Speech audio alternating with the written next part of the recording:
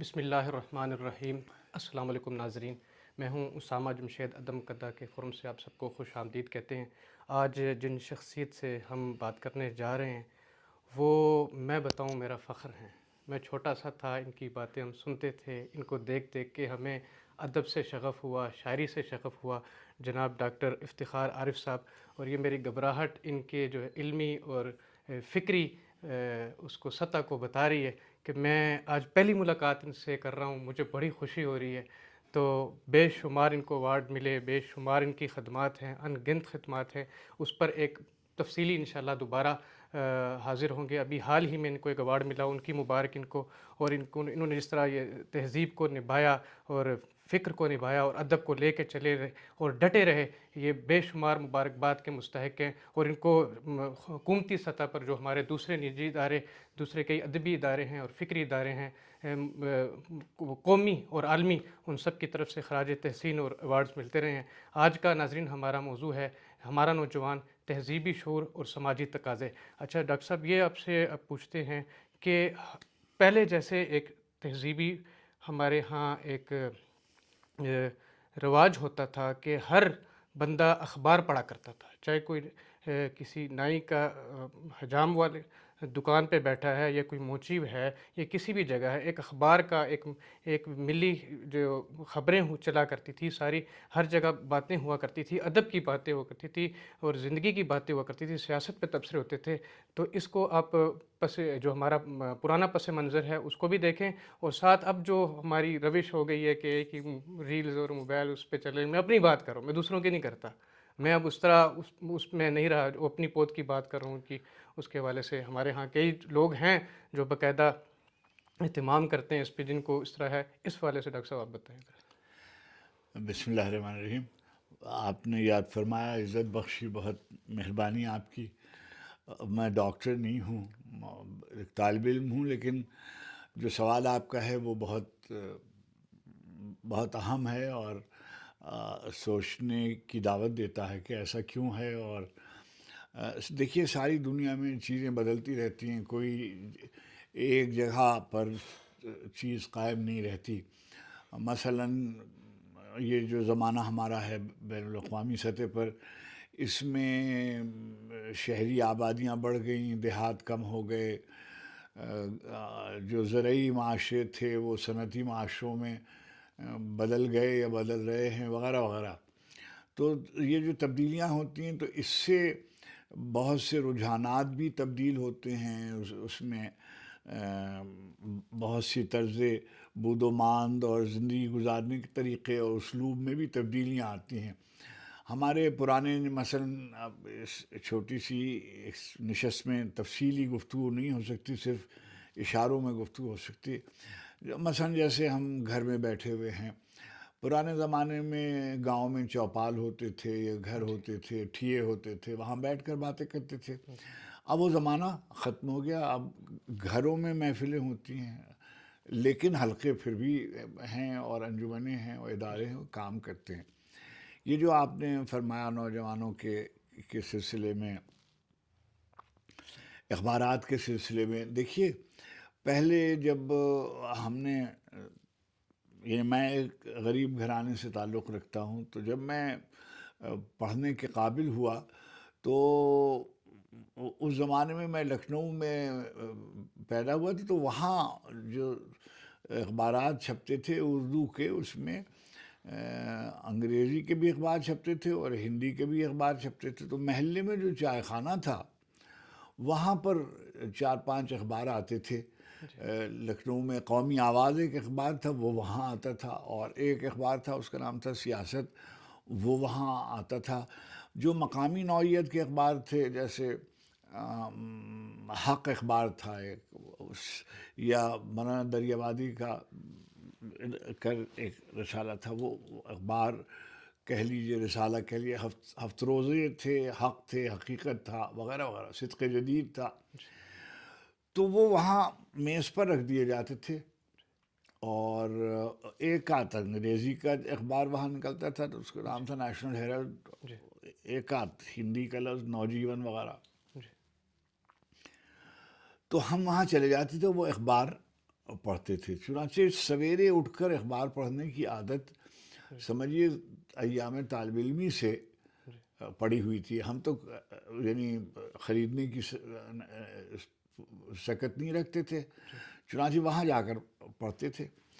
اب ہم پاکستان آ گئے، اور جب ہم ریڈیو پاکستان میں کام کرنے لگے اور خبریں وغیرہ پڑھنے لگے، اور ہم ترجمے بھی کرتے تھے خبروں کے، تو اس کی وجہ سے میری یہ عادت سی ہو گئی کہ جو بھی اخبارات ریڈیو پاکستان میں فراہم ہوتے تھے شعبے کو، وہ سب میں پڑھنے کی کوشش کرتا تھا.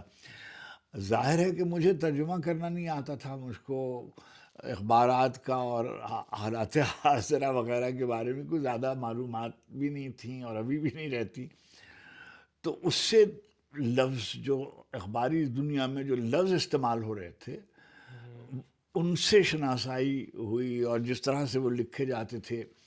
اور اچھا، اس زمانے میں جو نیوز کا معیار تھا، اخباروں کی زبان کا جو معیار تھا، جنگ نکلتا تھا کراچی سے، اور نوائے وقت وہاں سے نکلتا تھا، ایک حریت اخبار تھا وہ نکلتا تھا، اور اس کے علاوہ بعد میں جسارت نکلتا تھا، پھر بعد میں مشرق ایک اخبار تھا وہ نکلتا تھا. یہ وہ تھے جو ریڈیو میں فراہم ہوتے تھے.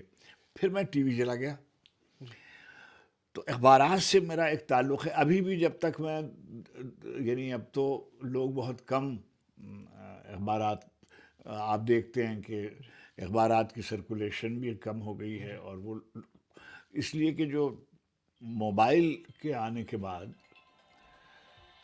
یہ سلسلہ کم ہو گیا ہے، اور لوگ موبائل پر خبریں پڑھ لیتے ہیں یا ٹی وی دیکھ لیتے ہیں. میڈیا کے آنے کے بعد، اچھا آپ دیکھیے اس وقت کوئی 100 کے قریب تو چینلز وغیرہ ہوں گے، اور جو پوڈ کاسٹ کہلاتی ہیں وہ الگ ہیں، اور مختلف جگہوں پر ویلاگ سے وغیرہ. نشریاتی ادارے کہہ لیجیے انہیں، وہ ہوتے. تو اخبار کے اوپر انحصار جو ہے وہ نسبتاً کم ہو گیا ہے. چنانچہ آپ دیکھیں گے کہ جو اخباری صنعت ہے وہ اس کو آپ بلحاظ سرکولیشن جسے آپ کہیے، جی وہ کم ہو گئی ہے. جی بعض اخبارات تو بند ہی ہو گئے. جی اچھا، اب جو اخبارات چلتے ہیں اس میں اشتہارات کی قسمت کی صورت ہوتی ہے. اخبارات جو اشتہارات ہوتے ہیں وہ یا تو صنعتی اداروں کے اشتہارات ہوتے ہیں یا حکومت کے اشتہارات ہوتے ہیں. صنعتی صورت احوال جو ہے ملک کی وہ آپ کے سامنے ہے. کوئی بہت بڑی صنعتیں نہیں ظہور میں آئیں، وجود میں آئیں، اور جو صنعتی ادارے ہیں وہ چاہتے ہیں کہ بھئی زیادہ سے زیادہ ہماری تشہیر ہو، تو وہ پرنٹ جرنلزم کے بجائے میڈیا پر اور ٹی وی چینلز پر جاتے ہیں. اور اب تو اور بھی یعنی موبائل وغیرہ کا بھی استعمال ہوتا ہے، تو اسے کم ہوا. نوجوانوں کے سلسلے میں ایک تو جب میں بڑا ہو رہا تھا اور آپ لوگوں کی عمر کا یعنی جوانی میں داخل ہو رہا تھا، تو وہ زمانہ عالمی سطح پر نوجوانوں کی بیداری کا تھا. یہ جو 60 کی دہائی ہے، پوری دنیا میں رد عمل ہو رہا تھا سرمایہ دارانہ نظام کے خلاف، اور سب لوگ دوسری طرف ایک دوسرا نظام سامنے آیا تھا، سوویت یونین والا. تو خیال یہ تھا کہ اگر ہم مساوات قائم ہو جائے اور عدل کا نظام قائم ہو جائے اور محروم اور مجبور طبقوں کی اصلاح کی اور بہتری کی صورت پیدا ہو جائے تو وہ نظام ہمارے لیے مناسب ہوگا. چنانچہ وہ رول ماڈل یورپ میں بھی چلا، اور بہت سے جو اسلامی ملک تھے جیسے مثلا مصر میں، الجیریا میں، عراق میں، شام میں اس کا چلن ہوا. پھر ادھر چین میں اور ویتنام وغیرہ میں آپ سامنے ہے سارا. تو ہم نے میں اس کی تفصیل میں نہیں جانا چاہتا، میں صرف یہ کہنا چاہتا ہوں کہ خواب دیکھے جاتے تھے بہتر زندگی کے، بہتر معاشرے کے، بہتر معاشرے کے لیے بہتر تعلیم کے، بہتر مواقع کے، بہتر خوشحال زندگی گزارنے کے. وہ میں سمجھتا ہوں کہ میری نسل تک تو یہ تھا کہ محنت کریں گے اور کریں گے، لیکن جو آئیڈیلزم جس کو ہم کہتے ہیں کہ ایک مثالی معاشرے کے قیام کی جد و جہد تنہا نہیں ہوتی جب تک پورا معاشرہ اس میں شریک نہ ہو اور اکثریت اس میں شریک نہ ہو. ہمارے ہاں یعنی پاکستان کا ہی نہیں، تمام ترقی پذیر کہہ لیجئے یا معاشرے جو نو آزاد ملک کہلاتے ہیں نا، جو ہمارے ہاں تھرڈ ورلڈ کہلاتا تھا کہ بھئی ایک تو شمال میں ہیں جو ترقی یافتہ ممالک کہلاتے ہیں، پھر وہ ایک دوسری دنیا ہے جو سوویت یونین کے زیر اثر ایک نظام تھا، اور تیسری دنیا یہ جو تھی جو لاطینی امریکہ اور افریقہ اور ایشیا کے وہ ممالک جو ترقی پذیر اور کر رہے تھے. اب وہ نظام چلے نہیں. اب ہمارے ہاں دیکھیے 77-78 برس کی زندگی ہمارے ملک کی ہے، اور اس میں جو ملازمت کے مواقع جو ہیں، وہ نوکری کے مواقع، رزق کے مواقع، گنجائشیں، امکانات نسبتاً کم ہو گئے، آبادی بڑھ گئی. چنانچہ آپ نے روزانہ آپ پڑھتے ہیں کہ اتنے لاکھ آدمی اس سال ملک سے باہر چلے گئے، ہمارے ڈاکٹرز، ہمارے انجینئرز، اور یہ جو آپ سنتے رہتے ہیں کہ ملک میں زر مبادلہ کے ذخائر بڑھ گئے بیرونی ترسیلات کی وجہ سے، تو ظاہر ہے کہ جو بیرونی ترسیلات آتی ہیں وہ انہی پروفیشنلز کی ہیں نا، جو آپ کے ملک کو چھوڑ کر دوسرے ملکوں میں جا کر خدمت سر انجام دے رہے ہیں. اور ہم تو غریب ہو گئے، مگر جہاں مجھے جانے کا اتفاق ہوتا ہے امریکہ میں بھی، کینیڈا میں بھی، اور یورپ کے دوسرے ملکوں میں بھی پاکستانیوں کی ایک بڑی تعداد، مثلاً ڈاکٹرز کی ایک بڑی تعداد ہے، انجینئرز کی ایک بڑی تعداد ہے، اور دوسرے پروفیشنلز کی بڑی تعداد. نتیجہ یہ ہوا کہ ہمارے ہاں ملٹی نیشنلز ہیں. اب اس میں نظام تعلیم یکساں نہیں ہے. سلیکشن میں یعنی مثلاً سب لوگوں کا انحصار یعنی سرکاری ملازمت. اچھا، اب سرکاری ملازمت میں کیونکہ تحفظ نسبتاً کم ہوتا جاتا ہے، اور اس کے مقابلے میں جو ملٹی نیشنلز ہیں، تو جو بڑے اچھے بچے ہیں، جو برائٹ ہیں، وہ یا تو باہر چلے جاتے ہیں یا ان ملٹی نیشنلز میں چلے جاتے ہیں. اور آپ یہ دیکھتے ہیں کہ او لیول میں اور اے لیول میں کرنے کے بعد ہر بڑے شہر جتنے ہیں، چاہے وہ کراچی ہو، لاہور ہو، اسلام آباد ہو، ملتان ہو، فیصل آباد ہو، انگریزی اسکولوں کی بہتات ہو گئی ہے. اور جو سرکاری اسکول ہیں ان کا معیار نسبتاً کمزور ہے ان اسکولوں کے مقابلے میں. چنانچہ جو بچے وہاں سے نکلتے ہیں، فارغ ہوتے ہیں، وہ سیدھے اعلیٰ تعلیم کے نام پر باہر چلے جاتے ہیں، اور پھر وہ واپس نہیں آتے. تو اس کی وجہ سے دوسری بات یہ ہے کہ جو تعلیم کے صحیح غلط اور اس کے جو مختلف پہلو ہیں وہ قابل بحث ہیں، مگر ایک عمومی رویہ یہ ہے کہ جو تعلیم ہے وہ رزق کے حصول میں معاونت کے لیے کی جاتی ہے.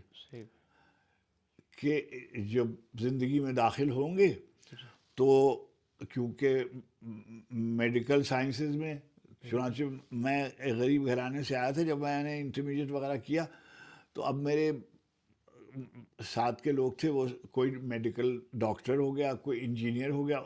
مجھ کو شوق تھا کہ میں استاد بنوں گا.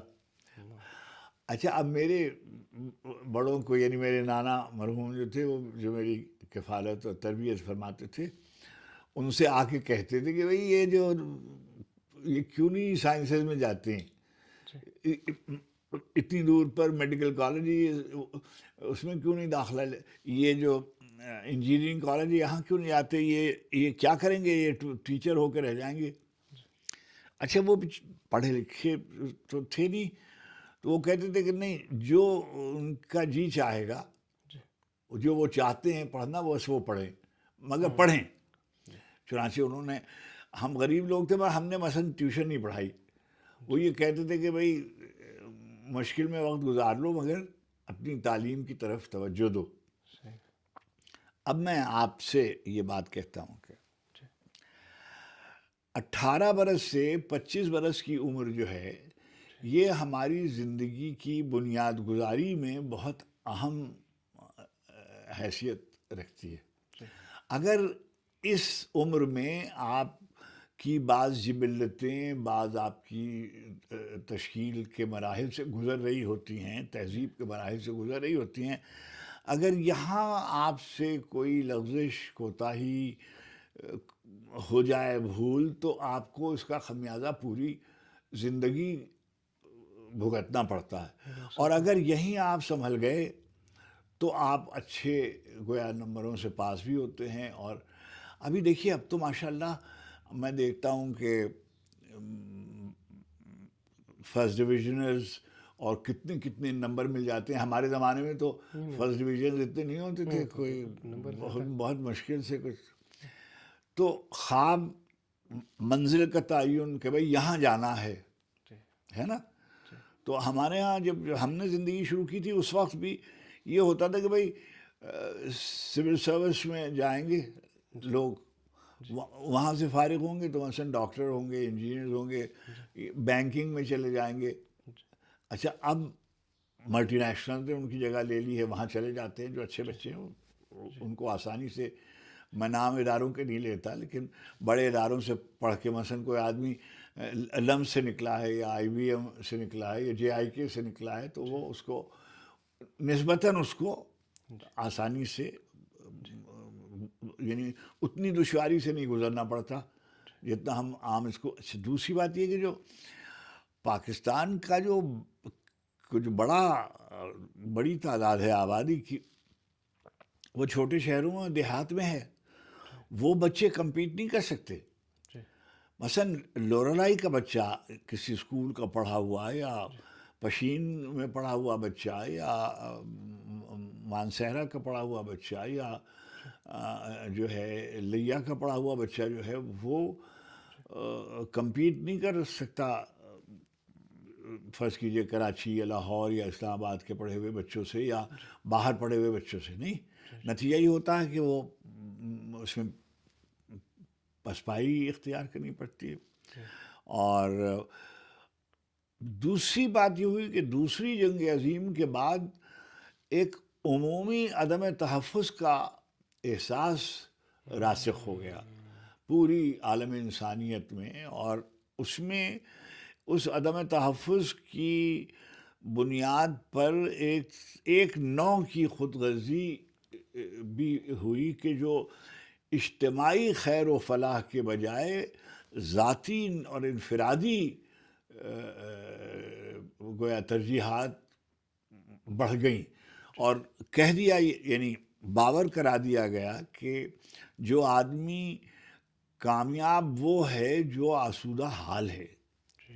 یعنی کامیاب وہ نہیں ہے جو خیر کے راستے پہ چل رہا ہے، یا جو مادیت ہے نا افادی، جو یوٹیلیٹیرین جو کرائیٹیریا ہے کہ یہ ہے بس کامیاب آدمی، جس کا پیسہ ہے، جس کے پاس پیسہ ہے وہ زیادہ طاقت حاصل کرنا چاہتا ہے، جس کے پاس طاقت ہے وہ زیادہ پیسہ حاصل کرنا چاہتا ہے. پھر ناہموار معاشروں میں بدقسمتی سے ایک اور فنامنن ہمارے معاشرے میں ہمیں دوسرے کی خامیاں گنانے کے بجائے اپنی طرف توجہ دینے کی ضرورت ہے. صحیح. کہ ہمارے معاشرے میں دیکھتے ہیں کہ بعض لوگ جو ہیں وہ دیکھتے دیکھتے وہ بہت دولت مند ہو گئے، ثروت مند ہو گئے. جی. اور جو ثروت مند ہو گئے، اب وہ پیسہ کہاں سے آیا؟ اب وہ بدعنوانی سے آیا، کرپشن سے آیا، میل پریکٹسز سے آیا. اب اس بات پر کوئی زیادہ دھیان نہیں دیا جاتا. بس یہ ہے کہ اگر آپ پاس بڑا سا گھر ہے اور بڑی سی گاڑی ہے اور ہے تو اسی کو صحیح.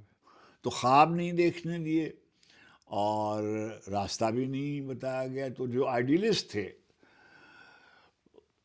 یہ نہیں ہے کہ بالکل نہیں، ایسے نہیں ہوتا. نوجوان جب آتا ہے تو اپنے خواب کے ساتھ آتا ہے، وہ چاہتا ہے کہ دنیا کو بدل دے، مگر معاشرہ اور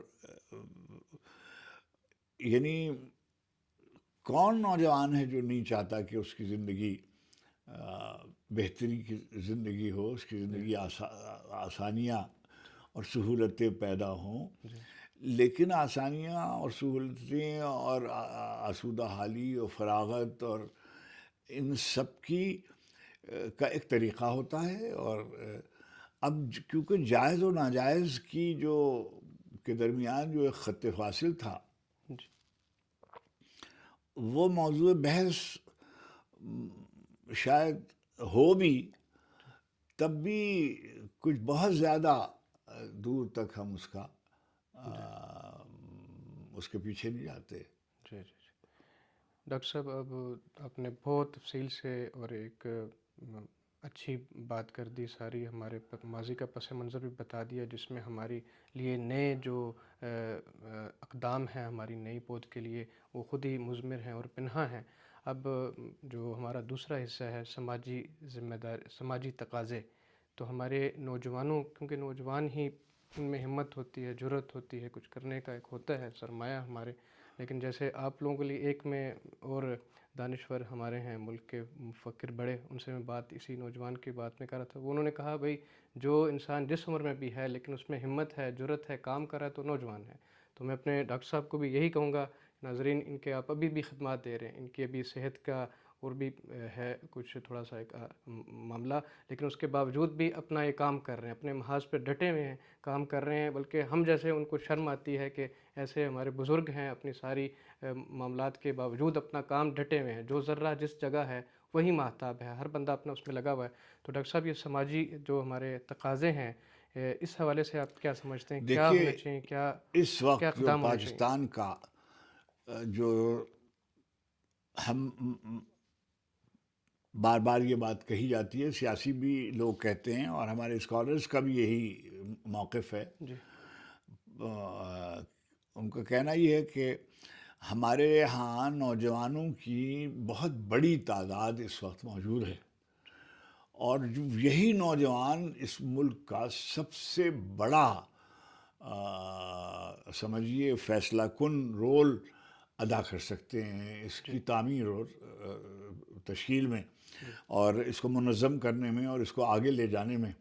اور دیکھیے، پاکستان کے قیام میں نوجوانوں نے بہت بڑا کردار ادا کیا تھا. تحریک پاکستان کا مطالعہ کرنے والے جانتے ہیں کہ قائد اعظم علیہ الرحمہ نے کی قیادت میں بر صغیر کے نوجوان قیام پاکستان کے لیے کیسے متحرک ہوئے، یہ سب کے علم میں ہے کہ انہوں نے ترجیح اول بنا دیا تھا نوجوانوں کے لیے، یونیورسٹی کے دانشوروں کے لیے، بچوں کے لیے. اچھا، اب اقبال علیہ الرحمہ کا آپ کلام اٹھا کے دیکھیے تو اس میں ایک بنیادی عنصر ہے کہ اگر ملت مسلمہ میں جو تبدیلی رونما ہوگی، چنانچہ وہ بار بار نوجوانوں کو مخاطب کرتے ہیں. اور مثلا جاوید اقبال مرحوم کے نام ہی اصل میں مراد ان کی نوجوانوں سے خطاب ہے. جی اٹھ کے خورشید کا سامان سفر تازہ کریں، جی نفس سوختہ شام و سحر تازہ کریں، یعنی تیز ترک گامزن منزل ہوں، ما آ جائے گی منزل، آپ محنت کریے، کام کریے۔ صحیح آج بھی دیکھیے اس بحر کی تہ سے اچھلتا ہے کیا، گنبد نیلوفری رنگ بدلتا ہے کیا، آنکھ جو کچھ دیکھتی ہے لب پہ آ سکتا نہیں، میں وہ حیرت ہوں کہ دنیا کیسے کیا ہو جائے گی۔ روح مسلمہ میں ہے آج وہی انقلاب، راز خدائی ہے یہ کہہ نہیں سکتی زباں۔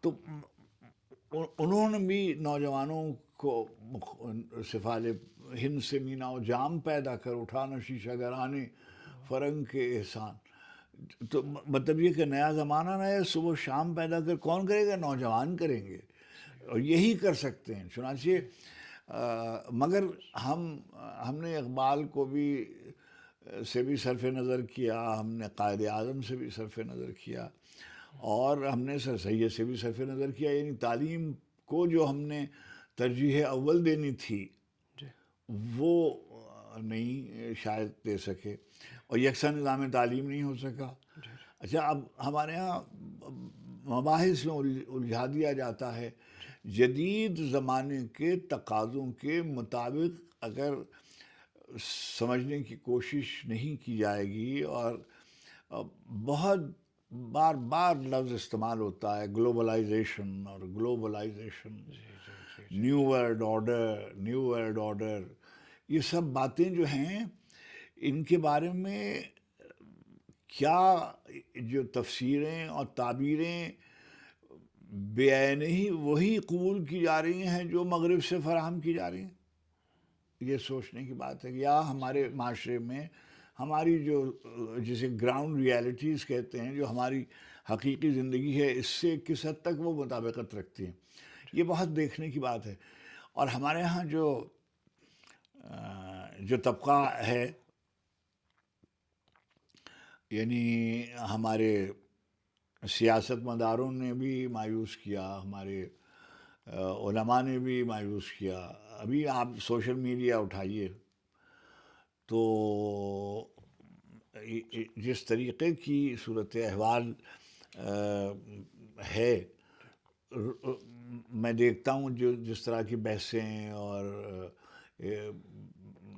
ایک جیسے ایک میں یعنی یہ نہیں کہہ رہا کون صحیح کون غلط وغیرہ، علمی موضوعات پر کو اس قدر عامیانہ کر دیا گیا ہے کہ سنجیدگی سے اس پر، اور کوئی ایسے جو بڑے لوگ ہیں، یہ نہیں ہے کہ ہیں نہیں، جی مگر ان کی آوازیں اس طرح سے نہیں پہنچ پاتی جی جیسے پہنچنے کی ضرورت ہوتی ہے۔ ہمیں شاید نوجوانوں ہی میں سے لوگ انشاءاللہ پیدا ہوں گے، اور وہ اس ملک کی یا قوم کی تقدیر بدل دیں گے۔ دیکھیے، ہماری نسل نے بہت مایوس کیا قیام پاکستان کے وقت۔ ایک طرف ہمیں انگریزوں کا سامنا تھا، وہ ہمارے خلاف تھے، دوسری طرف جو اکثریت تھی ہندوستان میں وہ اور تھی، تو دو طاقتوں سے برسر عام، اور تیسری طرف جو مسلمانوں میں بھی ایک طبقہ تھا جو ہمارے تحریک کے حق میں نہیں تھا۔ جی لیکن جو بھی اس کے اسباب ہوں، میں اس کی تفصیل کا یہ موقع نہیں ہے، جی لیکن اس کے باوجود قائد نے منظم کیا، اور فکر اقبال کو آگے بڑھایا، اور یہ ملک آپ کو دے دیا۔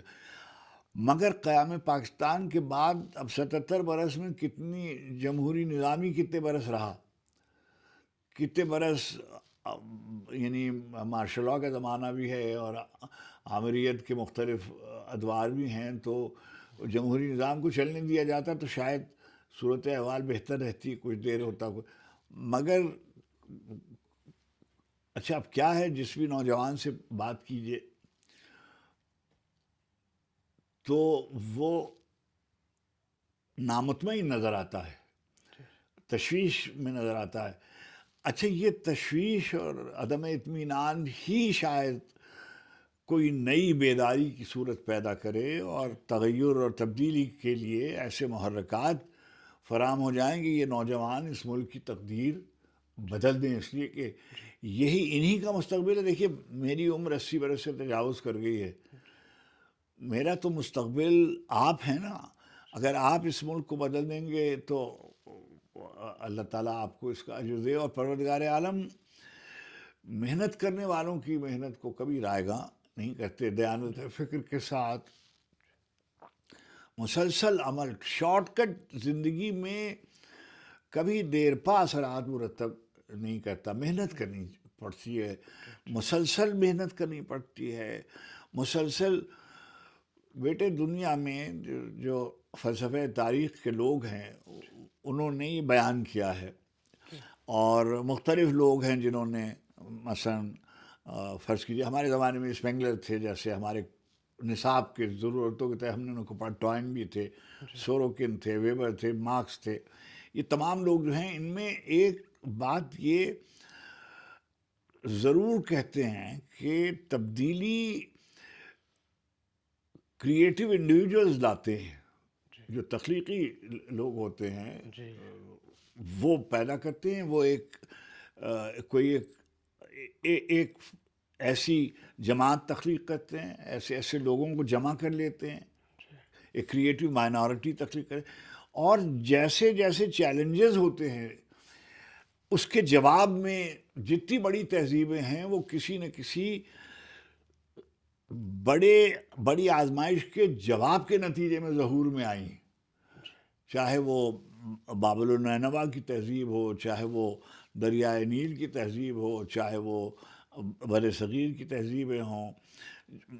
Maximum the challenge, maximum the response, کہ کیسے آپ نے اس کا جواب کیسے دیا ہے. تو یہی تقدیر کا فیصلہ ہے. یہی آپ سے تقاضا ہے کہ بھئی آپ جو کام کریں گے اللہ سبحانہ تعالیٰ اسی کی آپ کو جزا دیں گے، اور آپ کی محنت کو رائیگاں نہیں ہونے دیتے. وہ اگر ہم خوش نیتی سے جد و جہد کریں گے، محنت کریں گے، مسلسل محنت کریں گے، کوئی شارٹ کٹ زندگی کا دیر پا نہیں ہوتا. وہی عمل خیر کا باقی رہتا ہے جو مسلسل ہو، خوش نیتی سے کیا گیا ہو، صحیح خطوط پہ استوار کیا گیا ہو. جزاک اللہ، بہت شکریہ. ناظرین آپ نے تفصیل سے سنا. ڈاکٹر افتخار عارف صاحب نے، ہمارے پیشوا، ہمارے بڑے، ہمارے ایک شاعر. تو اب انشاءاللہ نئے سلسلے کے ساتھ دوبارہ حاضر ہوں گے. تب تک کے لیے ہمیں اجازت دیجیے. عدم قدہ پہ آپ کو بات سننے کے لیے ہم بہت شکر گزار ہیں، اور بہت شکریہ. اللہ حافظ.